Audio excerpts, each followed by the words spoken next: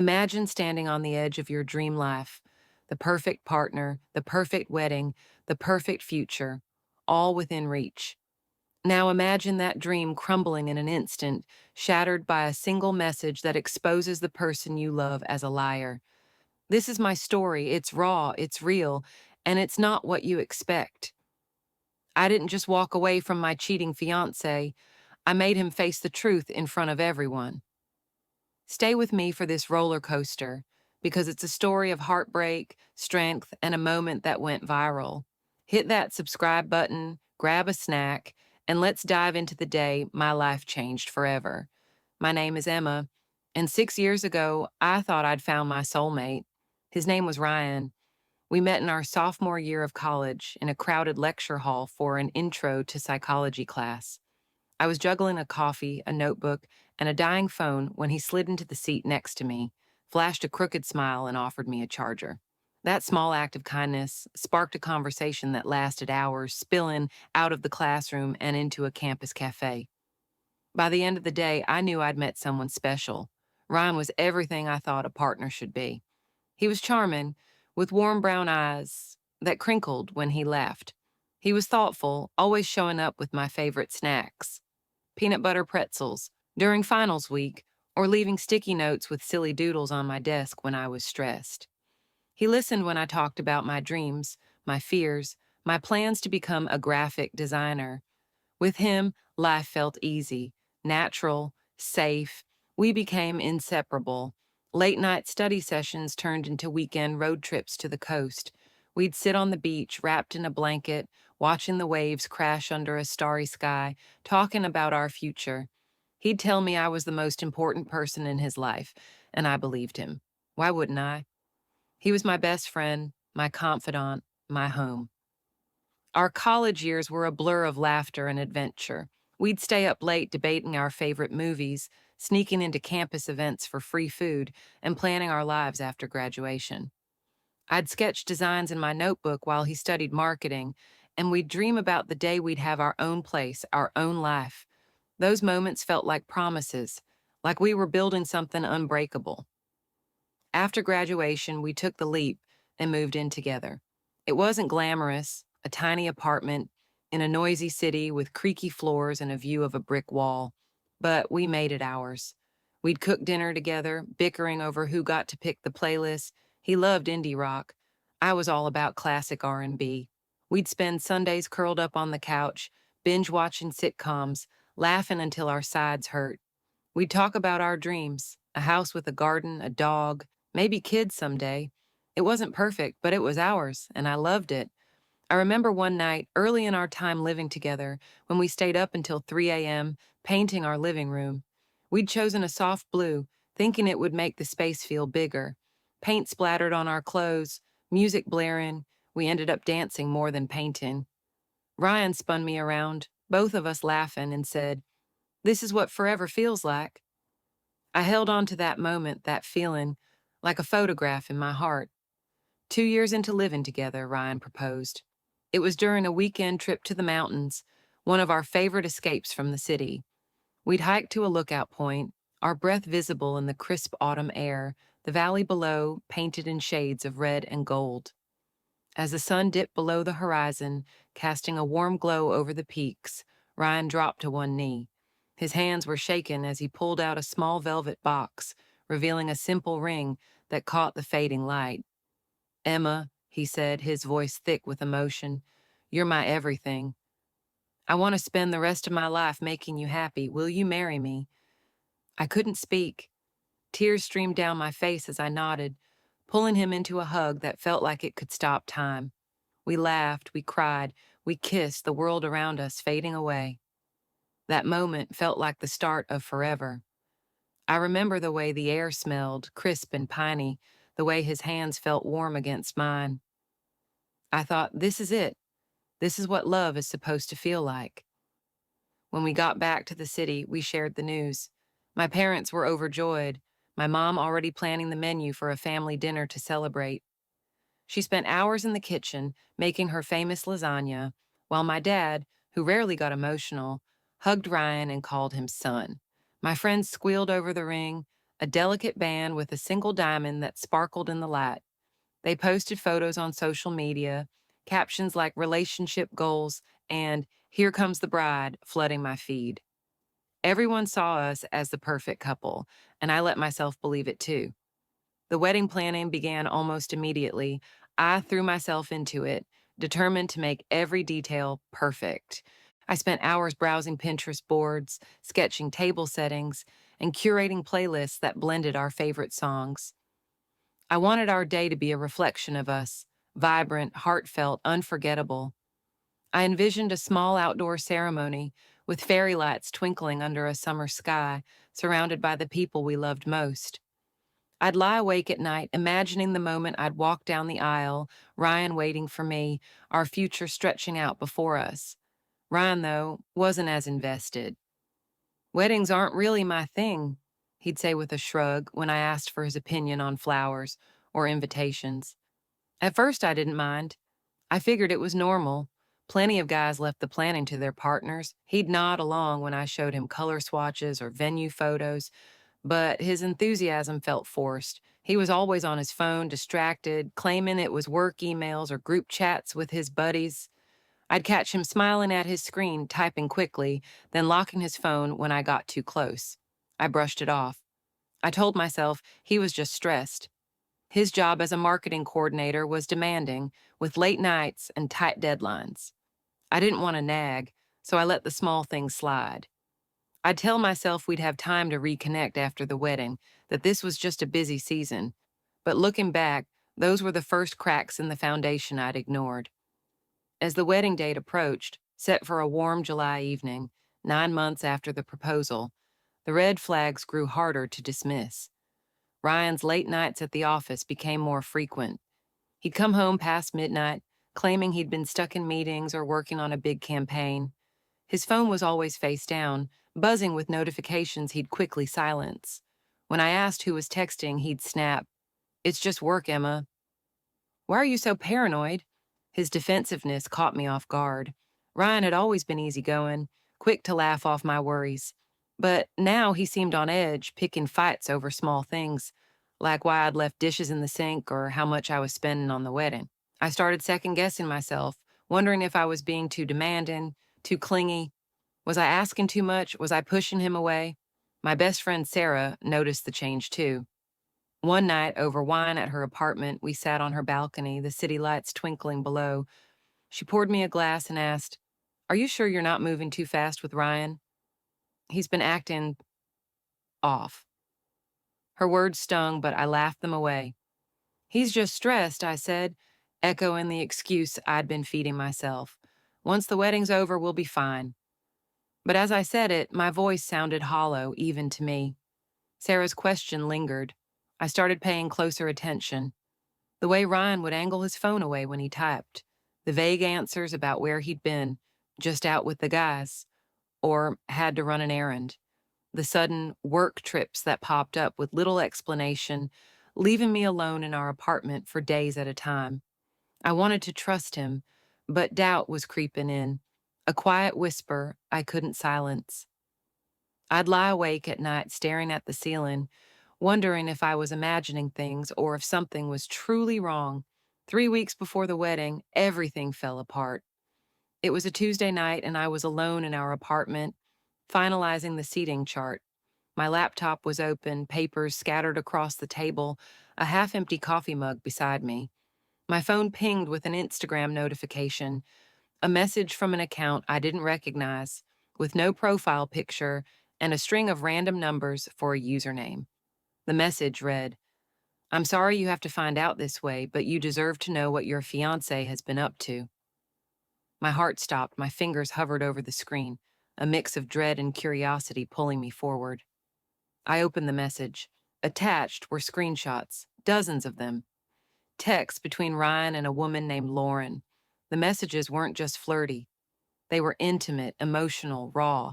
There were photos of them together, at a bar, in a park, in what looked like a hotel room, their arms around each other, smiling like they were the only two people in the world.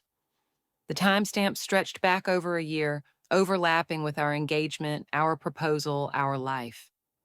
I scrolled through the messages, my hands trembling, my breath shallow. Ryan called her baby. He told her he was stuck in our relationship, that he was only marrying me because it was easier than starting over. He described nights we'd spent together, quiet dinners at our favorite Italian place, movie marathons on our couch, but twisted them into stories of boredom, obligation. He painted me as a weight holding him back, someone he was settling for. Every word was a knife. I read until my eyes burned, until my stomach churned, until I couldn't breathe. The man I loved, the man I was about to marry, had been living a double life, and I'd been too blind to see it. I sat there for hours, the apartment dark except for the glow of my phone, replaying every moment of our relationship, searching for the signs I'd missed. I waited for Ryan to come home. He walked in around 1 a.m., tossing his keys on the counter like it was any other night. "Hey, babe," he said, barely glancing at me as he kicked off his shoes. "You still up?" I held up my phone, the screenshots glowing on the screen. "Who's Lauren?" I asked, my voice steady despite the storm inside me. His face changed in an instant, the easy smile gone, replaced by a flicker of panic. "What are you talking about?" he said, but his voice cracked, betraying him. "Don't lie to me, Ryan." I read one of the texts aloud, a message where he'd told Lauren about a date night we'd had the week before, calling it another night of pretending. The words tasted like poison, each syllable cutting deeper. He tried to deny it, said the messages were fake, that someone was trying to sabotage us. He paced the living room, running his hands through his hair, spinning stories about a jealous coworker or a hacked account. His voice grew louder, more desperate, but I kept reading, line after line, watching his lies unravel. Finally, he sank onto the couch, head in his hands, defeated. "It didn't mean anything," he said, his voice barely above a whisper. "I was confused. I got caught up. But I love you, Emma. I still want to marry you." I stared at him, the man I'd built my life around, and felt nothing. Not anger, not sadness, just emptiness. He thought I'd forgive him. He thought I'd be too scared to walk away, too invested in our shared history, our shared dreams. He thought I'd stay silent, swallow my pain, and walk down the aisle anyway. He was wrong. In the days that followed, I didn't cry. I didn't scream. I moved through our apartment like a ghost, going through the motions while a plan took shape in my mind. Ryan hovered around me, offering apologies, promises, excuses. He'd leave voicemails when I didn't answer his calls, send texts saying he'd change, that he'd end things with Lauren, that he'd do anything to make it right. He thought I was processing, that I'd come around. He thought he could charm his way back into my heart. I let him believe it. I didn't cancel the wedding. I didn't tell our families or friends. I kept the machine moving. RSVPs, vendor payments, dress fittings. I smiled when my mom called to gush about the menu, nodded when my bridesmaids texted about hair and makeup. But behind the scenes, I was rewriting the script. I quietly canceled our honeymoon, citing a scheduling conflict to the travel agent. I called the venue and made a few last-minute adjustments to the setup, keeping my tone casual. I asked Sarah to bring a camera to the wedding, telling her only that I needed extra footage. She didn't ask questions, but I could tell she knew something was coming. I wasn't going to let Ryan walk away unscathed. He'd betrayed me, humiliated me, and assumed I'd take it quietly. But I wasn't the same woman he'd proposed to. I was stronger, sharper, fueled by a fire I didn't know I had. I spent those 3 weeks planning not a wedding, but a reckoning. The morning of the wedding dawned bright and warm, the kind of July day that felt made for love. I woke up in a hotel room with Sarah and my bridesmaids, their laughter filling the air as they helped me into my dress. The gown was ivory lace, flowing and elegant, a dress I'd chosen because it made me feel like a queen. I stood in front of the mirror, smoothing the fabric, adjusting my veil. My reflection didn't show a broken bride. It showed a woman ready to reclaim her story.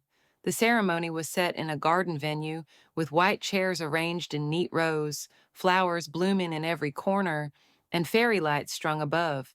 Guests arrived, their faces glowing with anticipation. My parents beamed, my mom dabbing her eyes with a tissue as she hugged me. My dad whispered, "You look beautiful, kiddo," his voice thick with pride. Ryan's family chatted with friends, oblivious to the storm about to hit. The air buzzed with excitement, the promise of a perfect day. Ryan stood at the altar, dressed in a sharp navy suit, his hair neatly combed. He smiled nervously, probably congratulating himself for winning me back. I could see the relief in his eyes, the arrogance that he'd gotten away with it. He adjusted his tie, glanced at his best man, and gave a small nod, as if to say, "We're good." I walked down the aisle, my arm linked with my dad's. The music swelled, a soft piano version of our favorite song. Guests turned to watch, their cameras flashing, their smiles wide. I kept my eyes on Ryan, not with love, but with resolve. My heart pounded, but my steps were steady. I felt the weight of every moment that had led to this. Every late night, every lie, every screenshot burned into my memory. When I reached the altar, my dad kissed my cheek and took his seat. The officiant began, welcoming everyone, speaking about love and commitment. His words were a blur, background noise to the plan unfolding in my mind. Ryan reached for my hand, but I pulled away, just enough to keep my distance. The guest didn't notice, but I saw his brow furrow, a flicker of confusion crossing his face. When it was time for our vows, the officiant nodded at me. I took a deep breath, my hand steady as I reached into the folds of my dress and pulled out a few folded pages. The crowd shifted, curious. Ryan's smile faltered, his eyes narrowing slightly. "Ryan," I began, my voice clear and strong, carrying across the garden. "I spent the last 3 weeks trying to find the words to say to you today. I thought about telling you how much you hurt me. I thought about crying in front of everyone, but then I realized you don't deserve my tears." Gasps rippled through the crowd. Ryan's eyes widened, his face draining of color. I unfolded the pages, holding them up so everyone could see. Instead, I continued, "I'm going to read something else, a collection of texts you sent to another woman while we were planning this wedding." The silence was deafening. I read the messages, word for word, line by line. My voice didn't waver, even as the words cut through the air like glass. I read about his lies, his betrayal, his cowardice. I read about the nights he'd spent with her while I was home planning our future. I read about the moments he'd mocked our life together, calling me a burden, a mistake. I read until the truth hung heavy over the garden, undeniable and raw. Ryan stood frozen, his mouth open, no words coming out. His mother covered her face with her hands, her shoulders shaking. His best man shifted uncomfortably, staring at the ground as if he could disappear into it. My parents looked shocked, my mom gripping my dad's hand, her eyes wide with disbelief. The guests were a sea of wide eyes and whispered murmurs, some leaning forward, others covering their mouths. When I finished, I folded the pages neatly, looked Ryan in the eyes, and said, "This wedding is officially canceled. You may now leave." I turned and walked back down the aisle alone. My heels clicked against the stone path, the sound sharp in the stunned silence. I kept my head high, my shoulders back, refusing to let the weight of the moment break me. As I reached the end of the aisle, someone, I think it was Sarah, started clapping. Others joined, a slow, hesitant applause that grew into a wave echoing behind me as I left the venue. That night, Sarah uploaded the video to social media, keeping my identity anonymous at my request. By the next morning, it was everywhere. News outlets picked it up, headlines screaming about the runaway bride who exposed her cheating groom. The clip racked up millions of views, shared and reshared across platforms. Strangers left comments, calling me brave, fierce, and inspiration. Some said I'd gone too far, that I should have handled it privately, but their words didn't touch me. I'd done what I needed to do. Ryan tried to reach me. He called, texted, emailed. He left voicemails begging for a second chance, saying he was humiliated, that I'd ruined his life. He sent long messages promising to change, to go to therapy, to end things with Lauren. I didn't respond. His words were empty, just like his promises had been. He'd made his choice, and I'd made mine. In the weeks that followed, I moved out of our apartment, packing my things while he was at work. I stayed with Sarah for a while, sleeping on her couch, surrounded by boxes of my old life. I started therapy, unpacking the grief of losing the future I'd imagined, the sting of betrayal that lingered like a bruise. My family and friends rallied around me, their love a lifeline. My mom would call every day just to check in. My dad took me out for coffee, listening quietly as I poured out my anger and hurt. Sarah and my bridesmaids threw an impromptu freedom party, complete with pizza and a playlist of empowerment anthems. The pain was real, but with every day, I felt lighter. I started sketching again, filling notebooks with designs I'd put on hold during the wedding planning. I rediscovered pieces of myself I'd lost in the haze of my relationship with Ryan. I laughed more, slept better, felt the spark of who I was before the betrayal. 6 months later, I started a podcast called The Runaway Bride Diaries. It wasn't about revenge or anger. It was about strength, about recognizing red flags, trusting your instincts, and healing in public. I shared my story in the first episode, laying it all bare, the love, the lies, the moment at the altar. I didn't expect much, but the response was overwhelming. Women and men from around the world sent messages, sharing their own stories of betrayal, resilience, and growth. They told me how my courage had inspired them to leave toxic relationships, to speak their truth, to choose themselves. The podcast became my outlet, my purpose. Each episode was a step toward healing, a way to turn my pain into something meaningful. I interviewed therapists, survivors, even a relationship coach who helped me understand why I'd ignored the red flags for so long. I learned about love bombing, gaslighting, the slow ways trust can erode. I learned that my story wasn't just mine, it was universal, a thread connecting so many others. I'm not angry at Ryan anymore. It took time, but I'm grateful. Grateful that he showed me who he was before I tied my life to his. Grateful that I didn't marry someone who saw me as a convenience, a fallback plan. Grateful that I found my voice, my power, my story. I used to think love meant holding on, no matter what. Now I know it means letting go when someone shows you they don't deserve you. I wasn't the girl who got left at the altar. I was the woman who chose herself, who walked away with her head high, who turned pain into purpose. That moment at the altar wasn't the end of my story, it was the beginning. If this story moved you, share it with someone who needs to hear it. Drop a comment below. Have you ever had to walk away from someone you loved? What gave you the strength to do it? Subscribe for more stories of resilience and empowerment, and check out the Runaway Bride Diaries podcast. The link's in the description. Thank you for watching, for being part of this journey. And remember, no matter what life throws at you, always choose yourself.